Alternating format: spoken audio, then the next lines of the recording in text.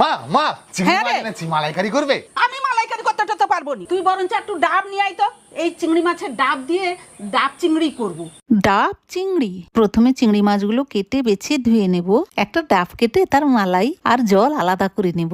এবার কড়াইতে তেল দিয়ে চিংড়ি মাছ নুন দিয়ে 30 সেকেন্ড ভেজে নেব। মিক্সিতে নারকোল কোড়া, সর্ষে, পোস্ত, কাঁচা লঙ্কা বেটে নেব। ডাবের শাঁসটাও বেটে নেব। সবকিছু বাটা হয়ে গেলে কড়াইতে মাছ ভাজার তেলে পেঁয়াজ বাটা, আদা রসুন বাটা, মশলা বাটা, নুন, হলুদ, চিনি দিয়ে ভালোভাবে কষিয়ে নারকেলের দুধ এবং ডাবের জল দিয়ে দেব। 10 মিনিট ফুটিয়ে একটা ডাবের ভেতরে চিংড়ি মাছ আর গ্রেভিটা ভরে ওপরে ডাবের শাঁস বাটা দিয়ে আটা দিয়ে সিল করে গ্যাসে বসিয়ে দমে দেবো 30 মিনিট। বাস, তারপরে রেডি হয়ে যাবে ডাব চিংড়ি। বাবুরে, ডাব চিংড়ি হয়ে গেছে, চলা।